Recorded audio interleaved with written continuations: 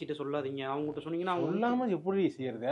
தேவையில்லாம சொல்லாம செஞ்சோம்னா அப்புறம் நம்ம இதா நினைக்க மாட்டோம். எங்க தேவை இவ்வளவு நாள் அண்ணன் கேட்டு செஞ்சது, இப்ப கல்யாணம் ஆன அப்புறம் கேட்டு செய்ய மாட்டேங்குது. இப்போ நீ வந்து உன் பேச்சு கேட்டு நான் நடக்கிறான்னு பேர் வந்துரும்ல எனக்கு. பொண்டாட்டி பேச்ச கேட்டா என்னடா உன் பொண்டாட்டி பேச்ச கேட்டு ஏதோ ஆடிக்கிட்டு இருக்க மாதிரி இருக்கு. இல்ல இல்ல, பொண்டாட்டி பேச்சு இல்ல, சோஃபா சோஃபாவா? சோஃபான்னு இந்த காட்டு வாங்க போட்டோ காமி. போட்டோ காட்டு. இது கொஞ்சம் எக்ஸ்பென்சிவா இருக்கேடா. நல்லா நார்மல் குஷினியா. சோஃபா வாங்குறீங்க, கார்னர் சோஃபா வாங்குடா. சரி. ஏய் 7 பேர் உட்காரலாம்டா, சரி சூப்பரா இப்ப இருக்கும். அந்த இங்க மாதிரி பாரு, இதுல பாப்போம். மதுரையிலேயே ஆர்டர் எடுத்து செய்றாங்க. சில்லி ஃப்ரைலாம் வேணாம்.